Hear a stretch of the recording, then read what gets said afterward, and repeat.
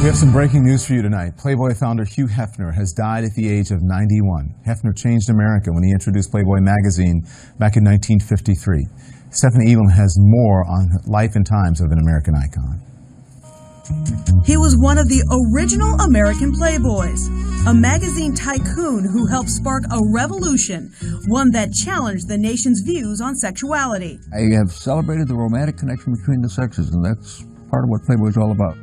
Hugh M. Hefner, who liked to be called Hef, was born in Chicago in 1926 and raised in what he said was a strict household by conservative Protestant parents. I felt there was something more to life than the world I saw around me. In 1953, with just $8,000, the aspiring publisher produced the very first issue of Playboy magazine on the kitchen table of his Chicago apartment.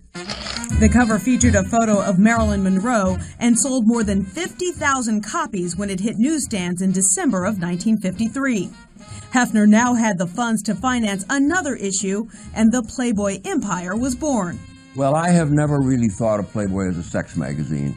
What I've tried to do is create a lifestyle magazine for men. Hefner divorced his wife Mildred Williams in 1959, and during the early days of the magazine's success, decided he would not only promote the fantasy he helped create, but he would live it as well. Audiences got a taste of Hefner's good life in an early 1960s television show called Playboy's Penthouse. Come on in and meet some of our guests. Having already established himself in Chicago, Hefner made the move out west. In the early 1970s, when Playboy magazine was selling 7 million copies a month, he made his permanent home at the now famous Playboy Mansion in Los Angeles. In 1989, Hefner uttered the two words many thought he'd never say again when he married Playmate of the Year, Kimberly Conrad. I do. The couple had 2 children, but separated in 1998. Hefner said he realized he was much happier as a bachelor. I am essentially a romantic, so I think my life revolves and always has revolves around women. Hefner continued to live out the Playboy fantasy even in his later years, often seen in his trademark silk pajamas, surrounded by busty blonde lingerie-clad women while hosting extravagant parties with celebrity guests. He even returned to television in 2005, this time sharing the small screen with 3 live-in girlfriends in the reality show The Girls Next Door.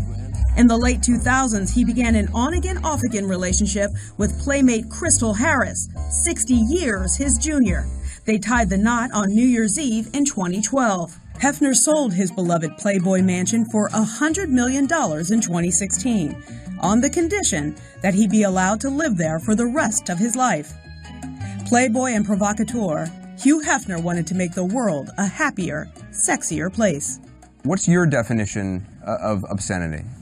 Racism, war, bigotry, but sex itself, no.